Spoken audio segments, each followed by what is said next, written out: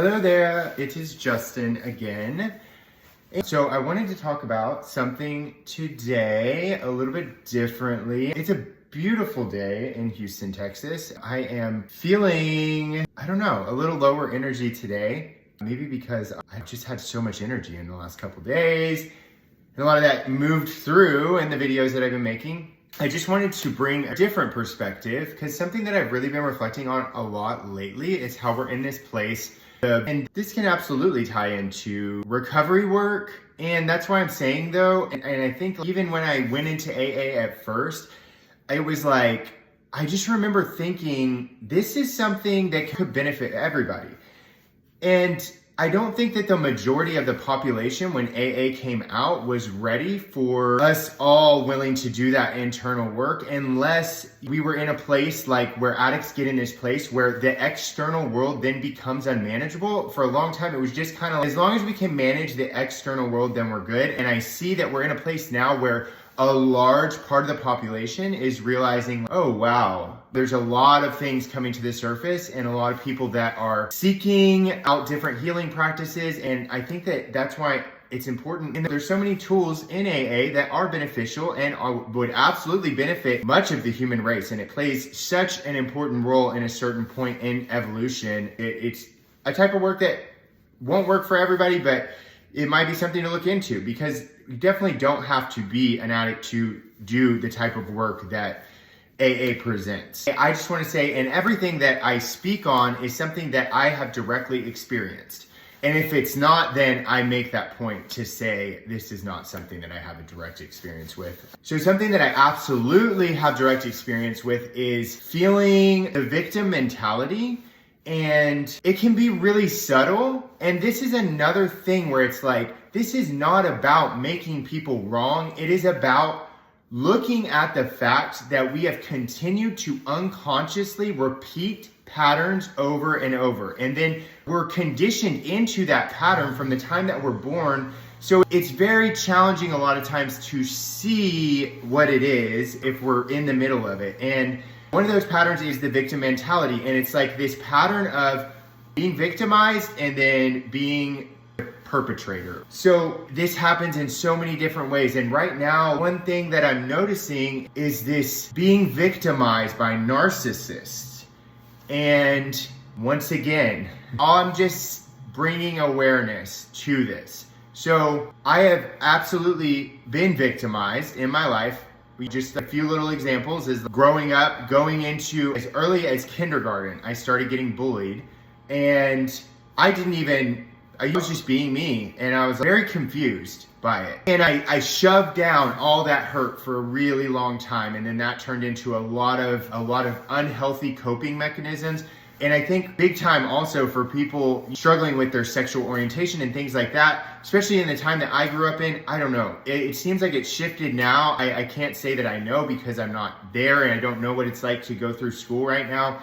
I think even if there's not bullying, just growing up, at least in the time that I grew up, growing up in a society where things were shifting for sure. It was nothing like the 50s and it was not the normal thing to be that way. It wasn't something that people were talking about as much and especially not in the area that I ended up going to high school. So nobody was really out. And even just that, there's just feeling like you don't fit in the way society is operating. So it's easy to be victimized by that. I also, back in October of last year, I was attacked by a police officer and I was choked and I was rubbed into the concrete and it was a complete overuse of force. There was nothing, and I've explained that there was nothing that really made sense in that situation. So this is a really big example.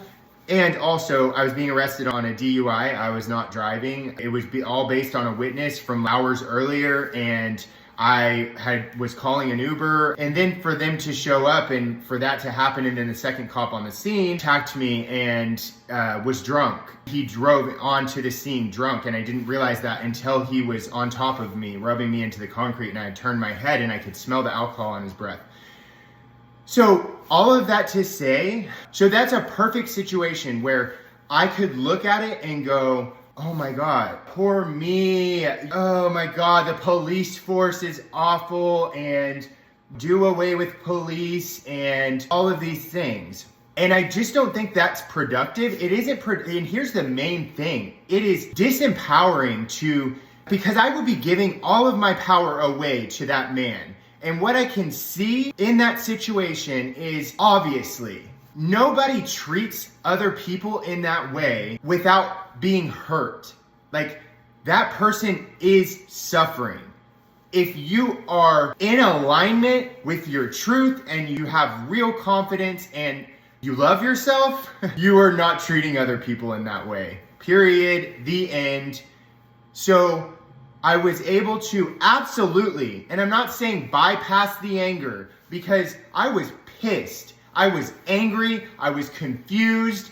I was just, oh my gosh. And then going through our justice system, oh my gosh, I'm so passionate about how messed up our justice system is. And I'm sure I'll have some videos in the future about that. Here's the thing though, being like, yes, move through that anger, move through the sadness. There was a lot of sadness underneath it because I just couldn't believe that it happened. And then there was nobody looking out for me. They even brought paramedics onto the scene and they basically laughed at me and didn't even clean my wounds. So I was really upset that this is how our system is. And I moved through that anger, and then I was able to get in a place where I could have some compassion for the fact that that man is hurting. And if I continue to give my power to him, I will not heal. And it is more important to me that I heal and move into an empowered place with this, because I also know if I ever want to make any difference in what's happening in that system, I can't come at it with anger and hatred and expect to change the system. That it only breeds more anger and hatred. So if I can move into a place of being empowered and into a place of love and come from that place, I know that that is what will create real change. And so I wanted to share that. And I find like this, like I said, it shows up, we're calling everyone narcissistic now. And I just want to point out that narcissists, everything that we're so irritated with, I believe we're being called to look at, we collectively create this reality. So if something is irritating like that is a reflection of us.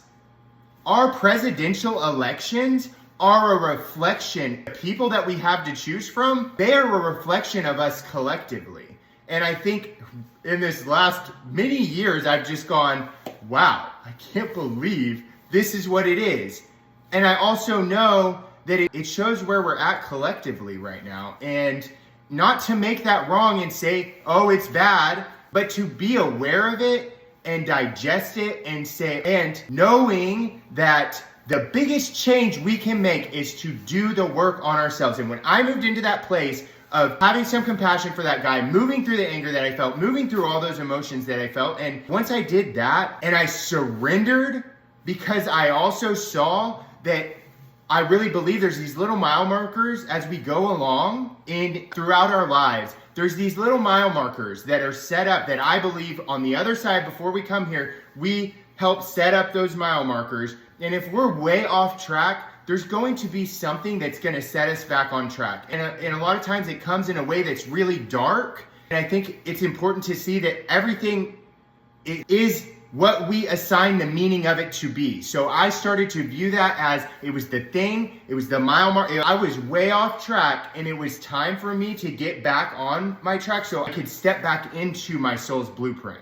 So once I started doing that and I viewed it in that way, it was empowering. And that is, ultimately, he played such a big role. I had put my dog down that month as well. That was my angel on this earth that kept me. She was the thing that showed up. This happens for us a lot. The person, the thing, whatever, the situation that shows up when we're in a really dark place that will be there to get us through. She got me through so many situations, and then I believe she needed to move to the other side because I feel her from the other side. She can help me more now with where I'm at from the other side than she can here. So all of these things, we have the choice to shift our perspective, to shift the way that we see them, and then we can give our power away or we can use it to empower us. And when I choose that, it strengthens me in such a way to face any adversity. When I can shift my focus, when I can shift my perspective of the situation, it only builds me. It only makes me stronger. And that is available to everybody. That's what I wanted to share today. Thank you guys so much.